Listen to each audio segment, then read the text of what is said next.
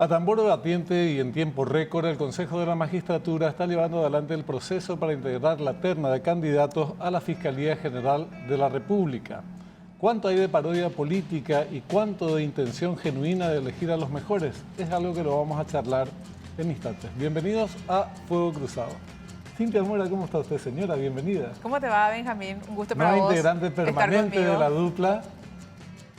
Por ahora. No debe ser fácil cargar en el legajo de uno haber deserruchado al director periodístico de este medio.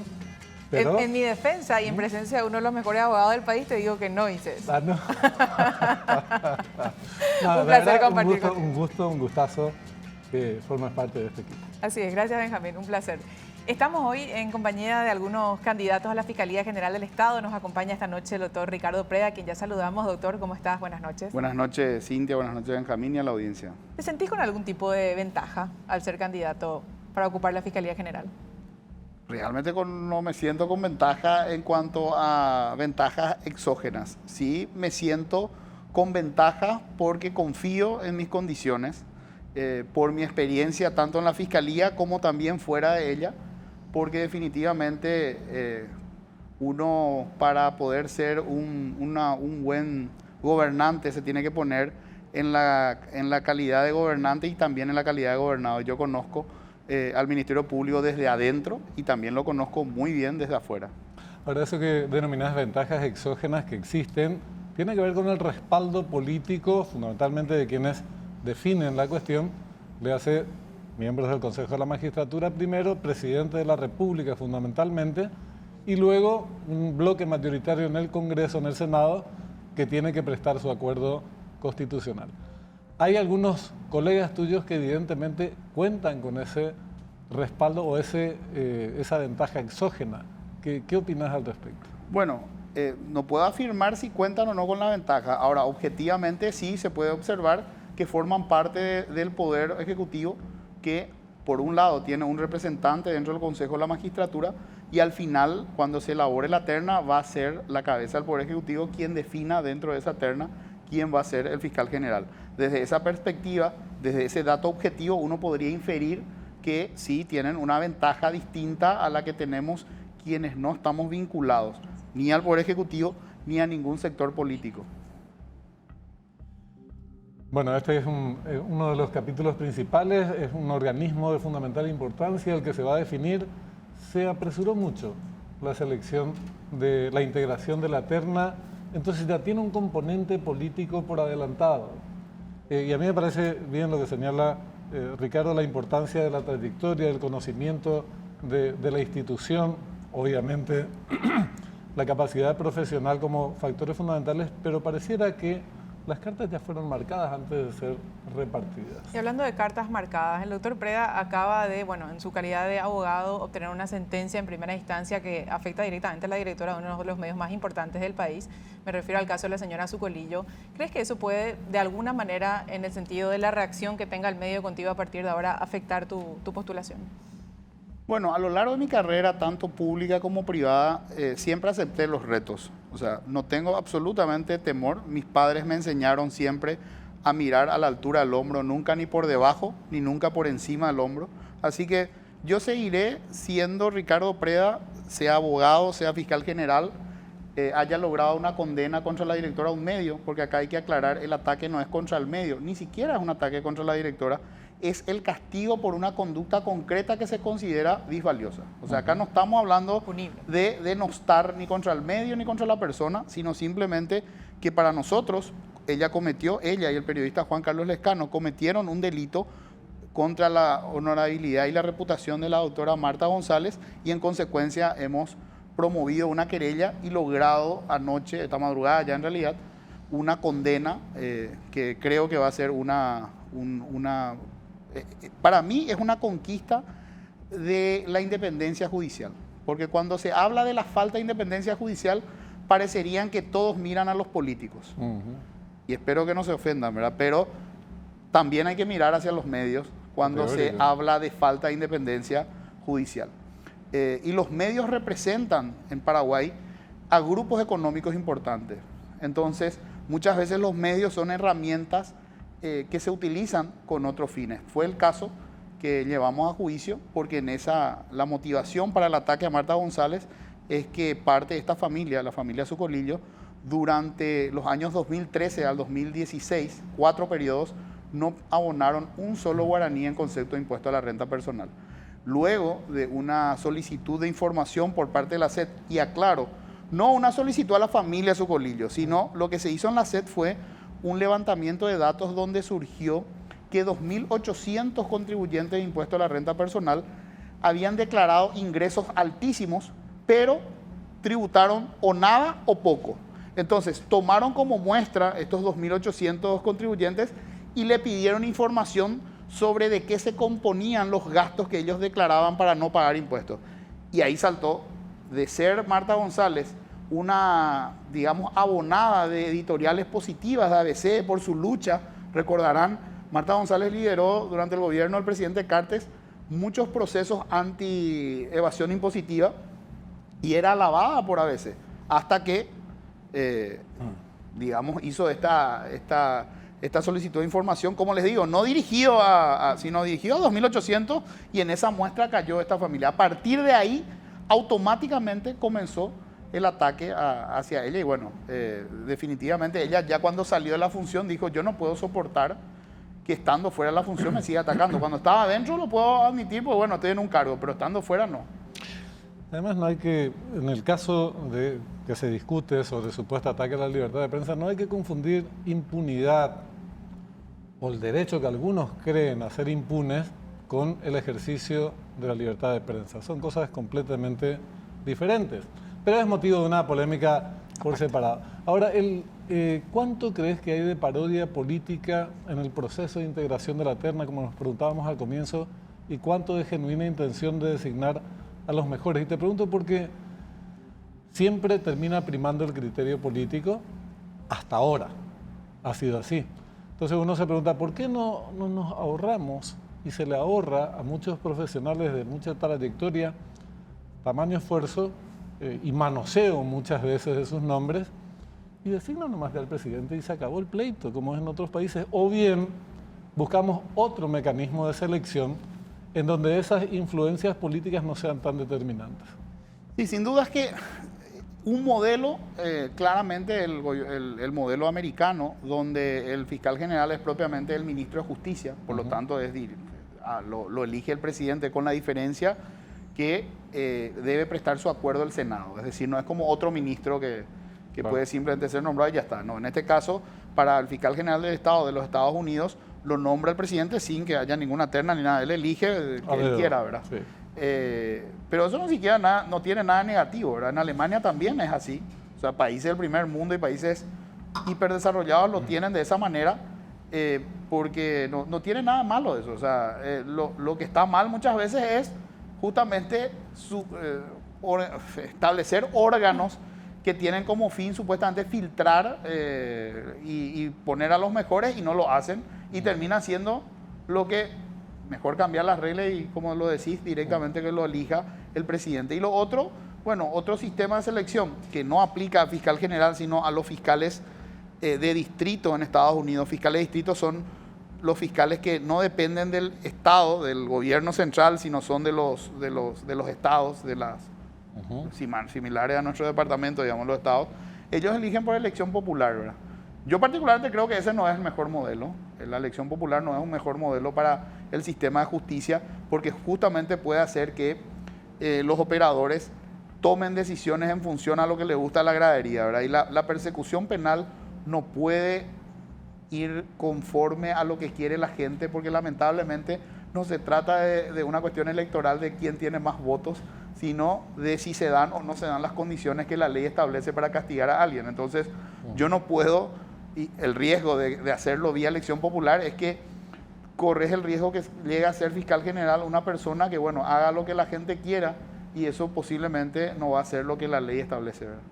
¿Podrías, doctor, hacer una síntesis de lo que vos consideres las principales debilidades o fortalezas del Ministerio Público? Teniendo en cuenta, estábamos conversando con Benjamín hace rato, han pasado 7 fiscales generales del Estado, más o menos desde el 89, contando del doctor Diógenes Martínez. Hubo grandes exponentes del derecho entre ellos y otros que, bueno, terminaron procesados, ¿verdad?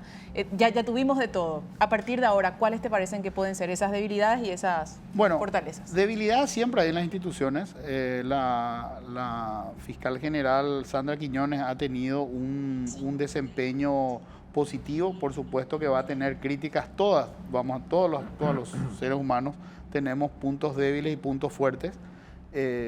La doctora Sandra yo creo que hizo una gestión bastante buena en un momento donde nuestro país estuvo bastante polarizado políticamente y eso lamentablemente conspira contra la gestión de cualquier persona que tiene un cargo tan importante como el de fiscal general.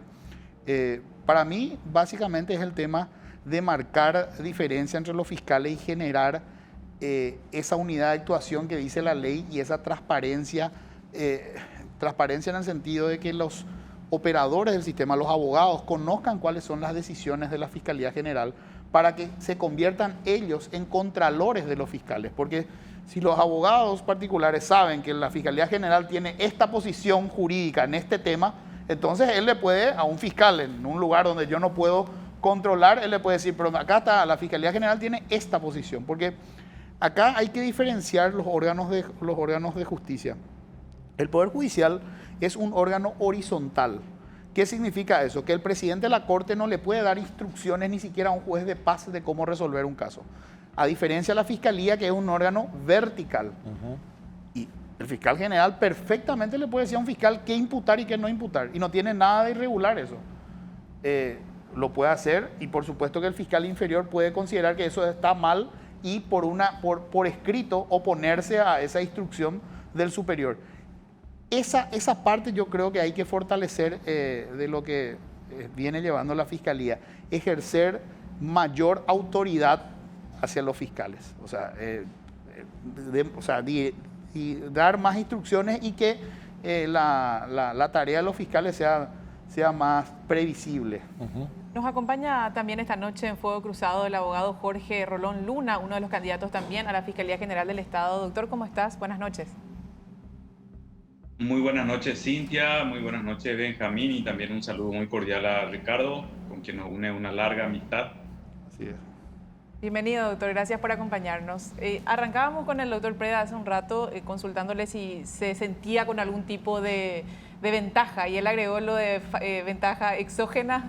En su caso no, decía. En tu caso, ¿cuál sería la respuesta, doctor, si te consultamos lo mismo? Sí, la pregunta sería si yo me siento con algún tipo de ventaja. Correcto. ¿Sean exógenas o de tu trayectoria profesional y tus conocimientos de la materia? Lo mal pensado dicen, y yo señalaba esto en un programa ayer también, de que la cancha está inclinada y de que algunos de nosotros estaríamos siendo de alguna manera parte de candidaturas de tipo testimonial. Yo particularmente creo un par de cosas con relación a esta convocatoria. Creo que va a ser la más transparente, la más escrutada y escudriñada tanto por los medios como por la sociedad. Eso no significa que vaya a alcanzar para hacer una elección necesariamente alcance. Puede alcanzar, pero siempre va a depender de la participación de la sociedad, del control que se ejerce y de los medios de comunicación que también asistan a este proceso con una mirada crítica. Si tengo ventaja, creo que tengo buen currículum, creo que tengo experiencia, creo que tengo una trayectoria también límpida en el ámbito de lo público, donde he desempeñado diversas funciones, desde la función judicial hasta cargos en un órgano binacional como Itaipú, hasta en órganos extrapoder como el Mecanismo Nacional de Prevención contra la Tortura. ¿Alcanzará y servirá eso? No lo sé. Es la primera vez que me presento porque también creo que tal vez tendrá las mejores condiciones que en otros momentos previos de nuestra historia reciente, digamos, post-constitución de 1992. en síntesis. Jorge, ¿cuáles crees que deberían ser las prioridades del próximo fiscal general del Estado? Bueno, yo creo que hay prioridades de tipo político, no en el sentido partidario, si quiero ser claro en esto. A veces la palabra político se identifica con lo partidario necesariamente, pero el Ministerio Público es un órgano político que tiene que tomar determinaciones de ese carácter. Por ejemplo, la vinculada a la política criminal. Y otras que tienen que ver con lo organizativo. Sí, yo lo escuchaba a Ricardo y él mencionaba algunos aspectos de la dirección política del Ministerio Público, sobre todo con relación a la unidad de criterio. Creo que eso se debe ejercer de manera firme y a la vez democrática, porque la ley prevé un consejo asesor que debería reunirse y discutir estas cuestiones, sí, de una manera horizontal y a su vez dictar pautas a través de instructivos, pero también de documentos que puede elaborar este consejo asesor y que no se ha hecho nunca a lo largo de la historia reciente del Ministerio Público. Y por otro lado, en términos organizativos, ver los recursos humanos con que se cuentan, problemas eventuales que puedan existir en el ámbito presupuestario, en un momento fiscal difícil en el mundo, no solo Paraguay, pero el Estado paraguayo también tiene recursos limitados, tiene una deuda externa importante que hace menguar los recursos para todas las instituciones estatales y los fiscales en nuestro país atienden en algunos casos más de 1000 causas en alguna fiscalía ordinaria. Es imposible. Hay que también mejorar las condiciones de trabajo de los trabajadores del Ministerio Público y de los fiscales. Y luego también, yo particularmente pienso que hay que empezar a mirar la labor de los fiscales desde un punto de vista de la calidad y de la cantidad, o sea, los aspectos cualitativos y cuantitativos de su labor. Hay fiscales que no imputan, hay fiscales que imputan espectacularmente, hasta con intervenciones hasta cinematográficas, y eso nunca termina en una condena. Hay fiscalía especializada que tienen resultados muy pobres, como la de Derechos Humanos. Yo me he cansado de denunciar un hecho de tortura tremendo. Yo creo que el más significativo de los tiempos post-Constitución del 92, que fue un hecho en donde en la Marina de Ciudad del Este efectivos militares torturaron más de casi 40 personas, no hay un solo imputado. La Fiscalía de Delitos Ambientales, que tiene, según datos propios del Ministerio Público, tiene más de 3.000 denuncias y va a juicio en el 2,8% de los casos, y ni hablar de las condenas.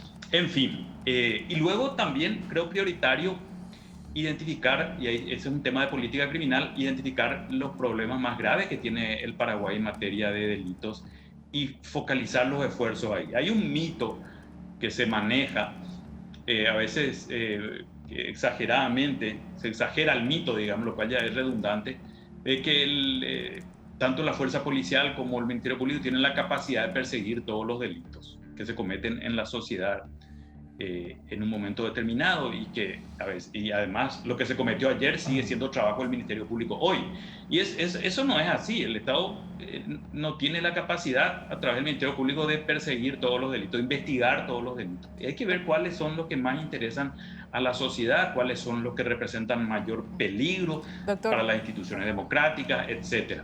Sí, escucho. Nos gustaría consultar tu opinión y también la del doctor Preda respecto a qué visión tienen respecto a los vínculos de carácter institucional y a veces no tan institucional que hay entre el Ministerio Público y la Embajada Americana en nuestro país. Doctor Preda. Bueno, toda cooperación internacional sin duda que suma. Ahora, la cooperación internacional no se puede convertir en injerencia en las decisiones ni de la Fiscalía ni del Poder Judicial. Una cosa es la cooperación, que por supuesto tiene que ser bienvenida siempre, aprovechando la expertise y la capacidad que tienen países más desarrollados, entre ellos Estados Unidos, pero la injerencia propiamente en los casos no, ¿verdad? O sea, eso no debería las instituciones de ningún país permitir que otras tengan algún tipo de influencia en las decisiones que se deban tomar. Por supuesto que si hay un interés de un gobierno extranjero en un caso donde está afectado tal vez algún ciudadano de ese país y se atenderá como cualquier otro caso y se le puede recibir en atención a esa situación. Pero abiertas las puertas para cualquier tipo de cooperación y sin duda que hasta ahí eso se puede perfectamente permitir. ¿Crees en el mito, y también la consulta para el doctor Rolón Luna, de que el que sea electo fiscal general del Estado tiene que tener necesariamente la bendición de la Embajada Americana? Y realmente desconozco. En mi experiencia en el Ministerio Público llegué a trabajar bastante. Fui entrenado en el Centro de Entrenamiento de Fiscales Federales en Carolina del Sur. O sea, conozco bastante bien el manejo y así también creo que por su experiencia de siglos de democracia, ellos saben cómo funciona un sistema penal. Si uno le explica que un caso no corresponde, ellos van a entender que no corresponde. O sea, uno no tiene por qué torcer el espinazo, como se dice, ante nadie. O sea, ¿Doctor? más que ante la ley. ¿Doctor Rolón Luna? Sí, bueno, en primer lugar, en el ámbito de las relaciones internacionales no existen las amistades, sino los intereses. ¿Qué hace un Estado medianamente autónomo y medianamente soberano?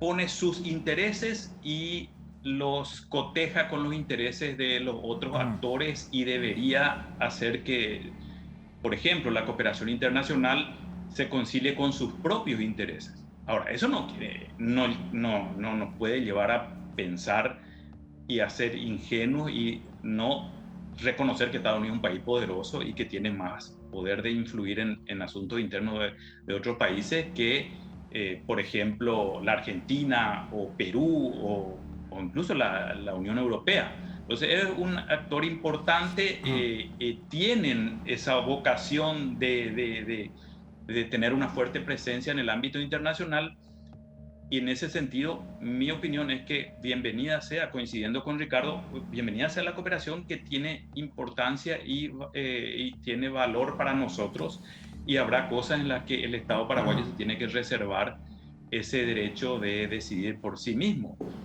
Yo no sé, siguiendo a la segunda pregunta, yo no sé hasta qué punto tiene votos en el Consejo de la Magistratura, pero sí sé, y eso es algo que no nos puede, digamos, sorprender en el pecado de la ingenuidad, saber que el gobierno norteamericano está interesado en quién será el próximo fiscal general del Estado. Abiertamente interesado. Sin dudas. Y que también no tiene muchos reparos en desarrollar una política de injerencia, no solamente en nuestro país, es una cuestión de carácter casi planetario. Ahora, hay una pregunta que recién señalaste muy de paso, pero que debemos insistir. Vos decís, el Ministerio Público no puede perseguir todos los delitos que se cometen en el país, o que se presume que se cometieron. Y esta consulta va para los dos. Porque es cierto eso, pero también es cierto que hay problemas muy graves que no han sido encarados de manera exitosa porque se mantienen o se van agravando con el correr del tiempo. Por ejemplo, la corrupción. Por ejemplo, los crímenes vinculados al narcotráfico. Y después otro de carácter más amplio y que tiene explicaciones sociales como la inseguridad. Pero cuando hablabas de política criminal, Jorge, y la misma pregunta para Ricardo, ¿a qué se refiere en materia de prioridades? ¿Por qué no podemos avanzar? Desde el Ministerio Público, obviamente, no es la única repartición. ¿Por qué no avanzamos en el combate a la corrupción? Y en el crimen, en lo que respecta al narcotráfico, estamos mucho peor hoy de lo que estábamos hace pocos años atrás. Bien, ¿hay un orden para intervenir? Pregunto, digo. No, adelante, Jorge, adelante. Sí, bueno, la corrupción es un mal muy grave y muy extendido en todo el mundo. Lo que los países más exitosos tienen son niveles racionales y más bajos de corrupción. En países como el Paraguay, la corrupción es endémica y es estructural.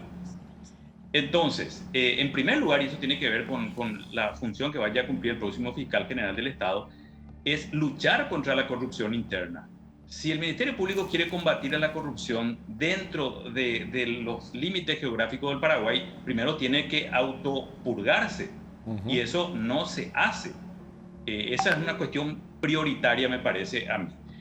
El tráfico internacional de drogas, que es un negocio globalizado, tiene a Paraguay ocupando un nuevo lugar y un nuevo rol desde hace un buen tiempo. Y tiene a importantes sectores de la política nacional vinculados a ese negocio por varias vías, digamos. Una de ellas es que hay algunos que se dedican a eso y hacen política. Otra es que el dinero de este negocio ilícito aceita las campañas. Entonces es muy difícil combatir a eso. Y yo creo ahí también, y lo he dicho en innumerables oportunidades, hay que evaluar seriamente si esta guerra contra las drogas es algo que vale la pena llevarlo adelante de la manera en que se llevó siempre. Fijémonos en Estados Unidos, por ejemplo, que en donde el cannabis ya se viene o legalizando o descriminalizando o despenalizando dependiendo del caso. Y de hecho hay ya un proyecto de ley federal en Estados Unidos para darle un tratamiento en todo el territorio norteamericano. Entonces, nosotros tenemos que entender que en un país con corrupción estructural, un negocio que genera miles de millones de dólares va a tener un impacto en la institucionalidad muy fuerte. Entonces, si la pregunta es ¿por qué no se puede? No se puede porque está mucha gente que hace política metida en ese negocio y aceita el negocio de la política a su vez, este dinero sucio. Ahí se requiere de gente honesta y comprometida. Y bueno, yo particularmente me considero honesto y comprometido y creo que eso hay que tomar en cuenta. Las características del negocio y también es un negocio globalizado y la cooperación internacional es importantísima. Ricardo. Bueno, sin duda es que el principal combustible para el crimen organizado es el dinero.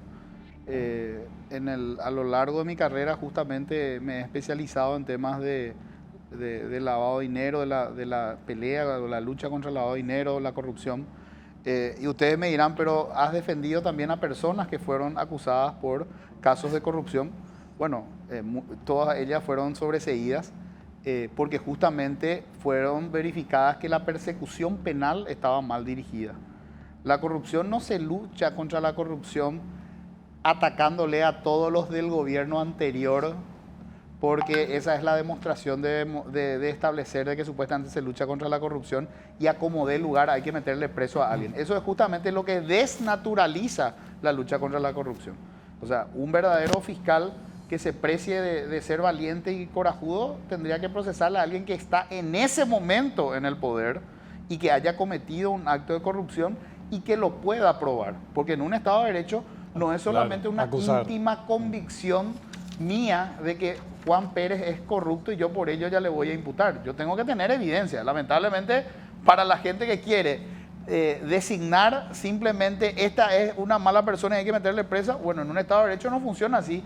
Y está bien que no funcione así, porque un día puedo estar yo del lado de la minoría y ser rotulado como mala persona y me pueden procesar penalmente. Por eso tenemos que propender siempre a que el Estado de Derecho prevalezca y no sobre pretexto de la lucha contra la corrupción, contra el crimen organizado, violar las reglas del Estado de Derecho. Y yo sé que Jorge va a concordar conmigo en esto porque es un gran luchador también por estos mismos conceptos. Si yo envío un mensaje errado, finalmente lo que estoy diciendo es, sean más corruptos porque cuando salgan del poder van a necesitar mucho dinero para poder defenderse. Entonces hay que demostrar que la corrupción hay que lucharla contra el que está en ese momento en el poder y en cuanto al crimen organizado es básicamente cortar la ruta del dinero, que es la fuente o el combustible de los grupos criminales, ¿verdad? Tenemos que irnos a despedirles e irnos Yo soy a la muy pausa. curiosa. Hay tiempo para una pregunta así, tipo sí, no, nomás. De 15 segundos. Bueno, ¿alguna religión para ambos? Criado en la religión católica, pero no soy practicante. Doctor Rolón. 12 años de colegio católico jesuita. Era monaguillo. Pero no soy practicante. Docente en la Universidad Católica, pero no practicante. ¿Afiliación política? El Partido Colorado. Doctor Rolón Luna. Yo estuve afiliado al PRF cuando juré como juez en el año 96, me desafilié. Hoy día no tengo partido político, no estoy afiliado a ningún partido. ¿Forman parte de la masonería? No.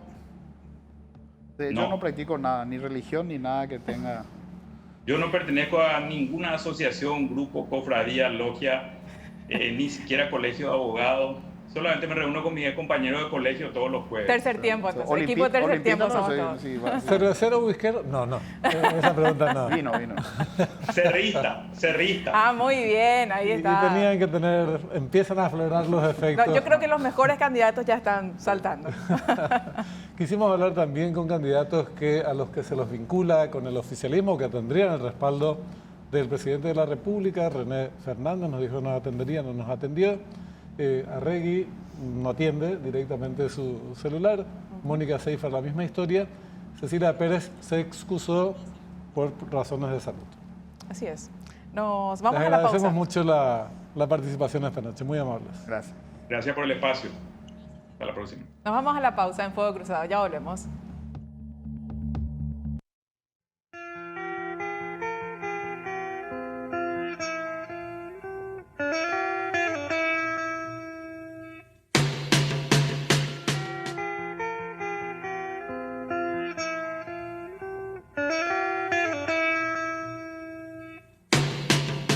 Volvemos de la pausa, segundo bloque de Fuego Cruzado. Presentamos este tema, tema de investigación del diario La Nación, la construcción de un mega hospital por parte del Instituto de Previsión Social, valuado en unos 226.000 millones de guaraníes, raramente e inexplicable, por lo menos hasta ahora, por parte de las autoridades de la previsional. No se explica por qué el proyecto original costaba bastante menos. Esta noche lo tenemos al arquitecto Gustavo Masi con nosotros, exdirector de infraestructura del IPS. ¿Cómo le va, arquitecto? Buenas noches. ¿Qué tal? Buenas noches, ¿cómo están?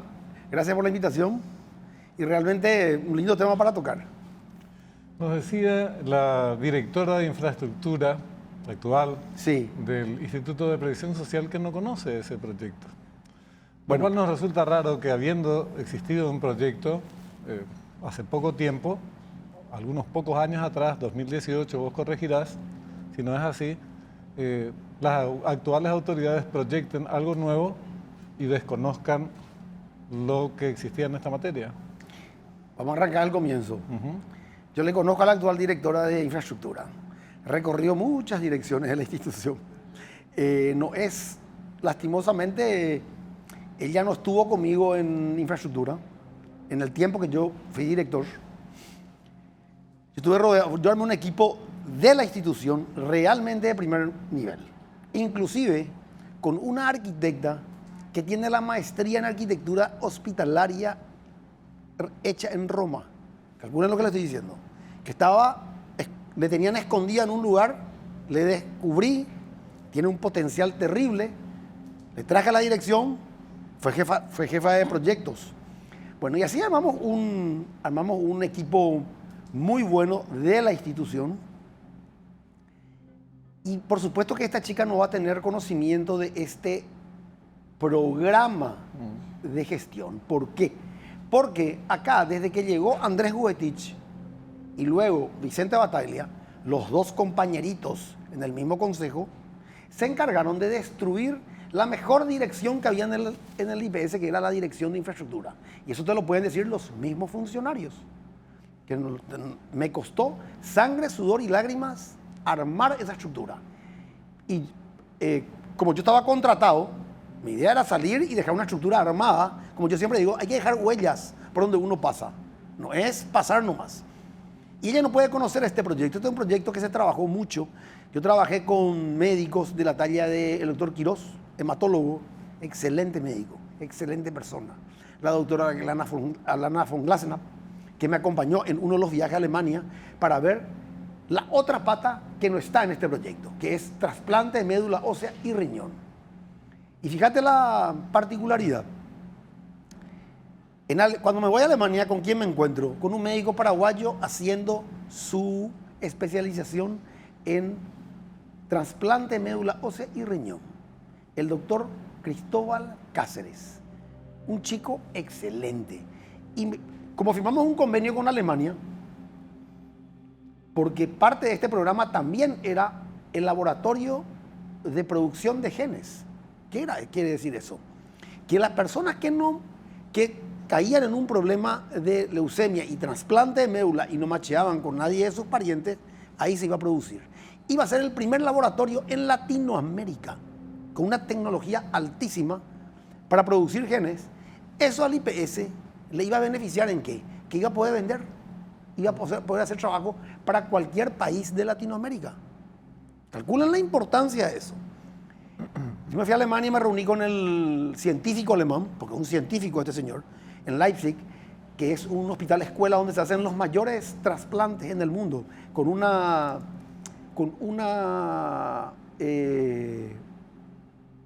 ¿cómo que te puedo decir? Ellos llegan a un nivel del 80% de efectividad en trasplantes. Es altísimo. Y ahí aprendí lo que es el servicio de trasplante de médula y riñón. Y eso mismo yo tenía que reprisar acá, en Paraguay, con el hemato-oncológico. Iba a ser un servicio importante que se necesita. ¿Se necesita? Claro que se necesita. Hace mucho tiempo se necesita. Bueno, lastimosamente llegó este gobierno, año 2018, y me pararon la licitación porque ellos querían hacer una APP. Y yo les dije, esta APP nunca va a salir. La APP en el Paraguay, para que salga, no sé cómo te explicarte, tenés que trajinar mucho. Arquitecto, eso es un punto muy importante el que usted acota. Este proyecto se presentó, el diseño y la construcción, el programa del hospital en el 2018 cuando entra esta nueva administración. No, ya estaba aprobado. En ese momento se decide parar. Sí. ¿El argumento fue ese? El argumento fue de que el gobierno estaba embarcado en hacer una APP con los suecos, en donde querían hacer en un local del IPS para atenderle a los aportantes del IPS, a los asegurados del IPS, pero también entrar en el sector privado. Y estaban apuntando al norte de la Argentina, sur de Brasil. O sea, por eso estoy diciendo que era un servicio extremadamente importante. Ahora, es una cosita que mencionar. Es un programa muy ambicioso porque incluía todo el laboratorio de genética. Tenía un costo, si mal no recuerdo, de 125.000 millones, un costo de referencia de 125.000 millones. El actual proyecto que defienden a capa y espada y que están en proceso, de hecho, esta semana que se inicia, mañana se dará la apertura de sobres que pospusieron por una semana, no tiene laboratorio y tiene un costo de casi el doble, 226.000 millones. Vos sabés que estuve buscando entre mis archivos, porque yo tengo toda grabada mi gestión, desde que llegué al IPS, 2015 hasta que me retiré en el 2020. 123.000 millones era el precio que yo pasé. 123.000 millones, pero completo. Vos hacías ahí, vos cerrabas el círculo. En este proyecto no se cierra el círculo. 1, 2, ¿por qué 226.000 y no 123.000? Pero vos sabés que me estoy desayunando la noticia ahora que me estás contando. O sea, IPS, pese a la negativa de contrataciones públicas, continuaban con el proceso. Continuaron a tambor batiente. Y bueno, lo único que hicieron fue posponer una semana la apertura de los sobres. ¿Vos te imaginas? Y reducir el monto del anticipo del 20%, del 20 al 5%. Que después de las publicaciones que se hicieron bajaron a 5%. Que tampoco no tiene por qué ser ni el 1%. Porque ¿cómo vos explicás que nosotros en nuestra gestión hicimos tantos hospitales sin anticipo? ¿Y por qué acá dan anticipo? ¿Qué hay detrás? ¿Qué hay detrás?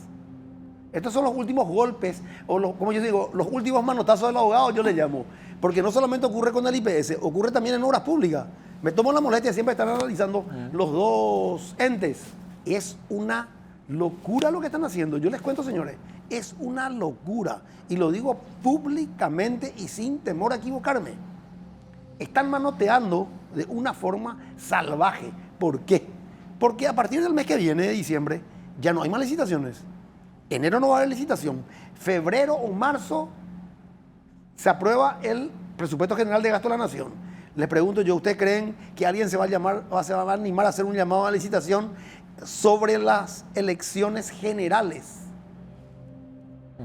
Le vas a dejar un elefante blanco al siguiente gobierno, como va a ser este, porque esto tampoco tiene presupuesto. Cuidado con eso. No tiene dos cosas, dos patas. No tiene presupuesto, cosa que tiene que tener, porque contrataciones te tiene que dar el código de contratación para gastar ese monto. Y si vos no tenés el monto, ¿de dónde vas a sacar? Más de 2.000 billones de guaraníes debe el IPS entre proveedores y empresas constructoras. ¿Y cómo va a ser la obra? ¿Deja un mono? O sea, ¿quieren entregar el 5%? sobre un proyecto que quién va a validar la segunda pata. Porque yo te voy a contar una cosa, ni la actual directora de infraestructura puede validar ese proyecto. Es grave lo que estoy contando, ¿eh? Su proyecto original, arquitecto. No es proyecto, programa. Su programa. ¿Cuál iba a ser su fuente de financiamiento? La idea. Fondos propios. Lo que pasa es que nosotros veníamos con un fideicomiso para poder terminar las obras. ¿Cómo se hizo el fideicomiso? Se hizo con los fondos de salud. El Fondo de Salud le prestaba a el IPS por 10 años y le generaba un interés al Fondo de Salud que lo hacía sostenible de inflación más 1. Calcular lo que te estoy contando. Esa es la reingeniería que hizo el doctor Benigno López con su grupo, con su equipo, cuando me llevaron ahí para poder terminar los hospitales. Por eso se hizo un programa a 5 años de todas las falencias que tenía el IPS. ¿Y qué es lo grave? Que usaron los fondos del fideicomiso para hacer obras de mantenimiento. Mantenimiento no es igual a hacer obras. Mantenimiento es otra cosa. Se creó la dirección de mantenimiento gracias a instancias mías. ¿Por qué? Porque tanto creció el IPS que ya mantenimiento no podía ser una jefatura, tenía que ser una dirección. Entonces, suerte que me hicieron caso, pero en contrapartida ahí viene la parte negativa. Llevaron todos los, como no le dieron presupuesto, usaban los fondos de construcción para mantenimiento y oye, un sálvese quien pueda. Yo no sé ni en qué nivel están los controles de mantenimiento, ni los fondos de mantenimiento. Por eso que siempre digo, con todo lo que yo cuento, ¿verdad? Por todos los medios, ¿cómo es posible que yo nunca fui convocado por la fiscalía? Señor, usted está diciendo esto, ¿qué pasa? Esas son las cosas que a mí me llaman poderosamente la atención. Porque yo le voy a decir una cosa. La administración del doctor Andrés Huetich, hay que investigar. La administración de Vicente Bataglia, hay que investigar. Claro. Les voy a contar algo más. El IPS invirtió en un programa de cómo tenía que continuar el IPS con el Banco Mundial. Hay un trabajo y una conclusión del Banco Mundial. ¿Saben qué hizo Vicente Bataglia? Había así con nombre y apellido. Cajoneó. Porque cuando llega el nuevo gobierno y él estaba como consejero, le digo, Vicente, tenemos que continuar con este programa del Banco Mundial. Sí, no te preocupes. Le limpió a todas las personas que estaban trabajando en ese programa. Le sacó a toditos. Y cajoneó. Y le entró por un oído y le salió por el otro lo que habría que hacer para continuar con el futuro de IPS. Además, una cosa, Gustavo, porque esto que mencionas de la Fiscalía, incluso de contrataciones públicas, hablábamos nosotros con Pablo Seid, con el proyecto, con el costo de referencia del proyecto actual de 226.000 millones de guaraníes, se podrían construir 2 hospitales, casi 2 hospitales, más completos que el que está proyectado en la actualidad, incorporando el laboratorio genético. Es una verdad que es escandalosa en términos de sus consecuencias. Sin embargo, nadie se ruboriza al respecto y al contrario, se van a analizar los precios de referencia en función no a aquel proyecto original, ese programa original que vos mencionás, sino a los valores que están en el mercado. O sea, te pueden inventar cualquier supuesta necesidad y algo más, porque es también con cargo en el programa de salud, seguramente con los fondos de salud, pero como no va a generar recursos, porque no está el laboratorio, por ejemplo, va a significar menos presupuesto para el fondo de salud. Entonces, es un gran negocio en términos de obra y un gran negocio para los que se beneficien de esa enorme diferencia de precios, pero un perjuicio grande para los que requieren de salud, que hoy sus necesidades no son satisfechas por el IPS. Coincido plenamente en tu análisis, pero plenamente coincido. ¿Y qué es lo peor? Acá, ¿quién lleva la parte mala de esto? Que hace mucho tiempo se trató, con el gobierno anterior por lo menos, a eso se apuntó a mejorar la atención al necesitado. Hoy, el necesitado, ¿dónde está? En la cuneta. No hay medicamento. Estos personajes van a cometer un fraude que no tiene nombre. A 22,5 millones al metro cuadrado están sacando atadura. Me tomé la molestia de analizar. 22,5 millones de guaraníes el metro cuadrado. Eso no existe. ¿Cuánto debe ser, arquitecto? Mucho menos. O sea, hay una parte técnica, que es la parte de trasplante, que sí lleva es un componente más costo diferencial. Diferenciado, pero el resto no. El resto, dentro de este programa que ellos pusieron, el costo, esto no puede estar, ¿qué te puedo decir?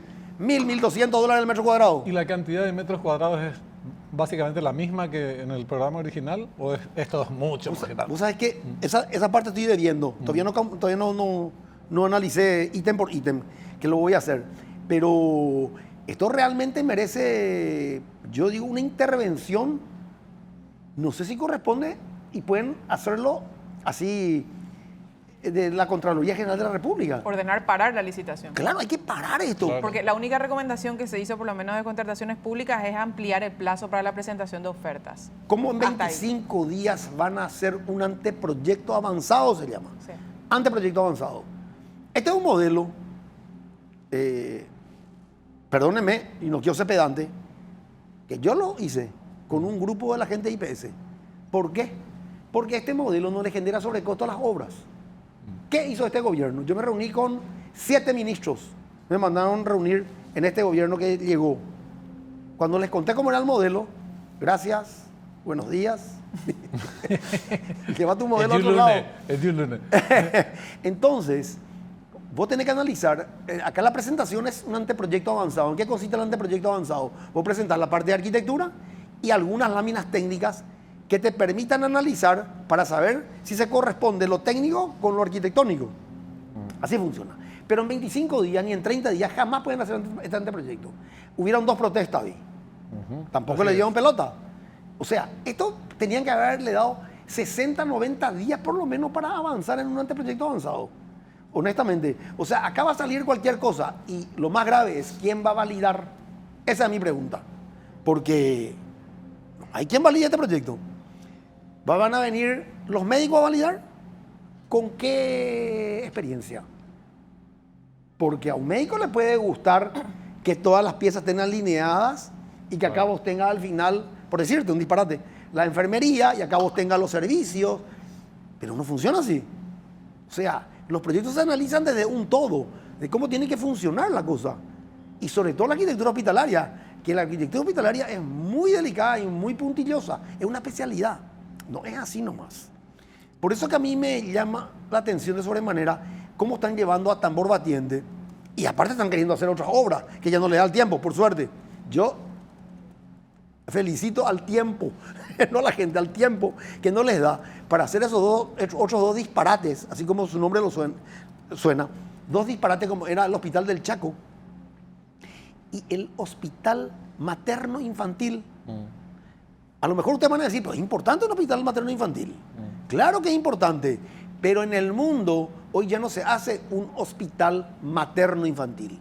Se hace un hospital con un cierto enfoque en materno infantil, porque la tasa de natalidad está bajando. Entonces vos no podés encarar un hospital materno infantil.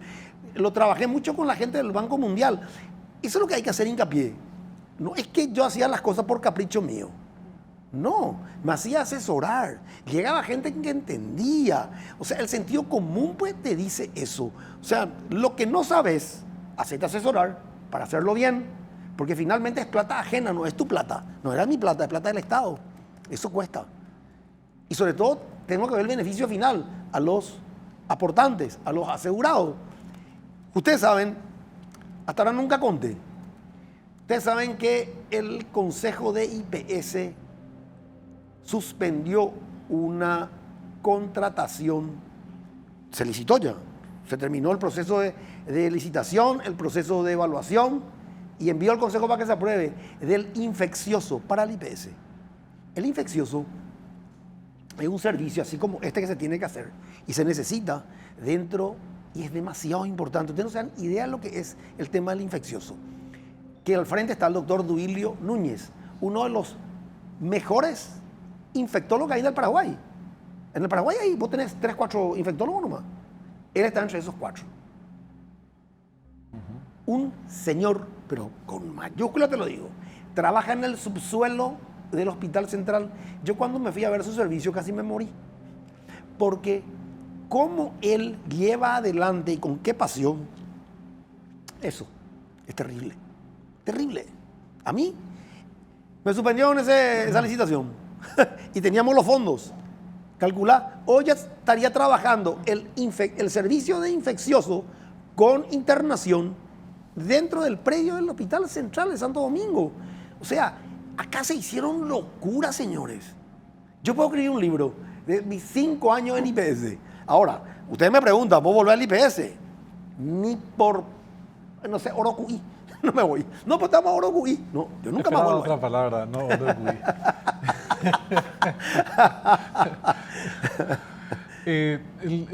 Aparte de la duplicación del costo, todas estas inconveniencias o problemas de validación que tiene el proyecto, que ya son suficientes como para impugnarlo, hay otras realidades que tiene el IPS que tiene referidas, mejor dicho, por ejemplo, a sus prioridades.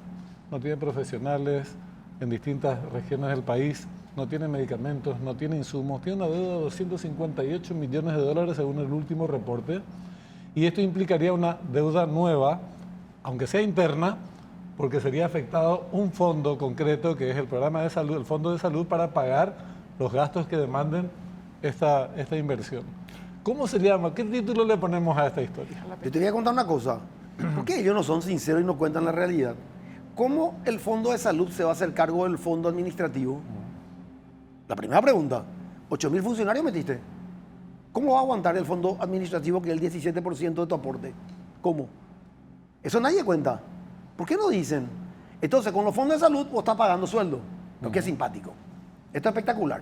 En mi época, yo me acuerdo porque participé en muchas reuniones, en oncología, con el tema de oncología se perdía 100 millones de dólares al año. Se perdía. Porque cuesta una fortuna. Y no es, o sea, no está en relación directa a los aportes. Porque la gente pues miente también en los aportes. O sea, si yo gano, por decirte, 5 millones de guaraníes o 6 millones de guaraníes, tengo que declarar que gano eso. Porque en base a eso tengo que pagar el IPS. La gente te declara el sueldo mínimo. Ese es otro gran problema. Entonces tampoco los sistemas de control no funcionan. No funcionan. Porque si esto funcionase, la maquinaria del IPS hubiese sido de otra forma. Y se luchó mucho, yo me acuerdo, en la administración, en el gobierno anterior, contra eso. Pues sabe que el presidente de la institución se tomaba la molestia de leer las personas que retiraban los oncológicos. Y habían empresarios que figuraban en su nómina de empresa como empleados para ser beneficiados con eso. ¿A usted le parece? Bueno, así estamos. Arquitecto, le agradecemos mucho su participación y que nos haya acompañado esta noche. Muy Cuando amable. quieran. Tenemos que cerrar el programa.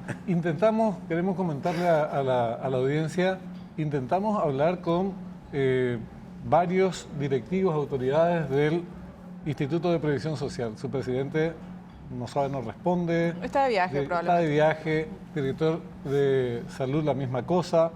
Hablamos con el director financiero y dijo desconocer el tema y no podía opinar. Nos derivó al directora de infraestructura, Marcela Polea. Hablamos con ella, de eso ella no manejaba todas estas informaciones. Que habláramos con la gente de la UOC. Hablamos con la gente de la UOC, que en realidad tiene que ver con el proceso licitatorio, y se excusaron diciendo, nosotros no manejamos la globalidad. En conclusión, sobre un tema tan importante, el IPS no brinda la suficiente información sobre cuestiones que son claves para todos sus asegurados. Excepto comunicados de tinte mentiroso como aquel que quitaron para desmentir una publicación que hablaba del 20% de anticipo en esta licitación, que en verdad era así, ¿verdad? Sí. Después nada más deciden reducir esto al 5%. Así Incluso cuando decían que redujeron al 5%, tampoco habían informado aún a la Dirección de Contrataciones Públicas. No alzaron en la página de Contrataciones Públicas que seguía figurando. Entonces, cuando hay tanto gato encerrado, la cosa tiene que llamarnos poderosamente la atención. Y Contrataciones Públicas tiene todas las herramientas legales como para pedir suspender esta licitación mientras tanto, por lo menos. Esperemos que la vean por el bien de la institución y de sus asegurados. Un placer para vos estar conmigo. Una alegría tenerla acá, señora. Igualmente, nos reencontramos el próximo domingo. Así será. Hasta entonces.